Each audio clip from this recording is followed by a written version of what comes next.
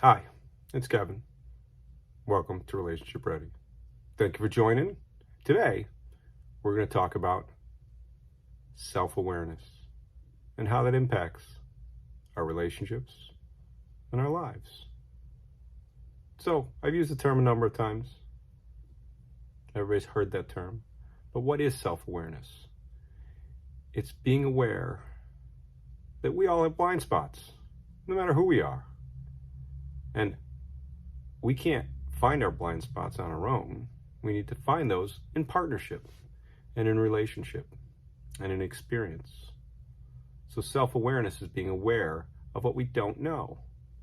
It's paradoxical. But as we grow, we learn more about what we don't know. And we learn more spiritually who we are, more emotionally who we are, more physically what we enjoy and don't enjoy, and who we are, more connected to ourselves. Because being self-aware means being connected to ourselves.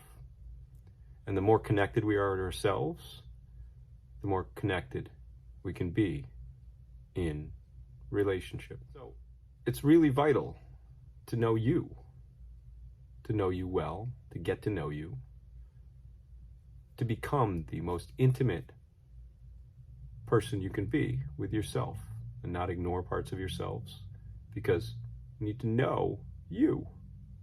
And once you know you, you have everything. Because if you don't know you, you have nothing. Just fumbling around through life, bouncing off of what other people experience and present and demand and expect. But once you're like, nah, I have boundaries, I know what I want, I know what I like, I know who I am, you can walk through empowered and in yourself and more self-aware, because we're never fully self-aware. It is the top of the pyramid of Maslow's hierarchy. We need to get our needs met, food, clothing, shelter, and we need to be able to have relationships and get those needs met. And then enlightenment is supposed to be being fully aware, but being fully aware means knowing you're never fully aware. And there's always more to learn about you and how you relate to the world. Every new experience is an opportunity. So how do you get there? First of all, and this sounds way too simple, be open. Look at your defenses, where they came from. The way in which I said defenses may take you back, may trigger you. That's an opportunity to be open to what it is that triggers you in a tone of voice, in a relationship, in an experience, in coming home and finding somebody's phone ringing in a certain hour and you don't know why. That's an opportunity to be open. Why is this an issue for me? Why is this not an issue for me? What does it say about me? To be more self-aware. So being open is the first part. But once we're open, we're vulnerable. It's hard. But try sticking there, staying with that vulnerability, staying with those feelings, because the next step is even harder. And that is to take feedback.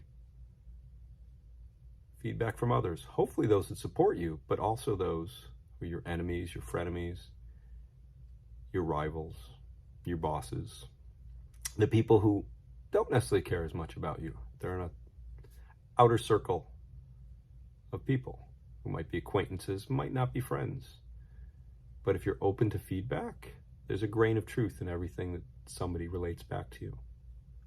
And if we're open to feedback, the hardest part is to take that feedback as constructive criticism. How can I get to know me more? How can I get to know how I am in relationship to you more? Because however you are with an authoritarian boss is the same way you are with your partner when they tell you what to do. Do those dishes. Finish that report. The defenses happen in the same moment. And that's an opportunity to be open for feedback and to take constructive criticism for how you can handle it better so that you can stay open and take more feedback and build what helps us be much more open and be much more self-aware. Trust, first in ourselves and then in our partner by knowing ourselves and knowing each other. So the more we know each other, the more opportunities there are for feedback, the more opportunities there are for being open, the more opportunities there are for intimacy. And intimacy is the opposite of loneliness.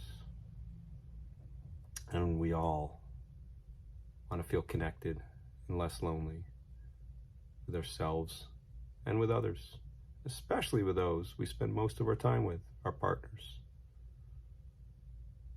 So, the doorway there is self-awareness and taking the constructive criticism, because you, and the more aware you are of you, becomes us.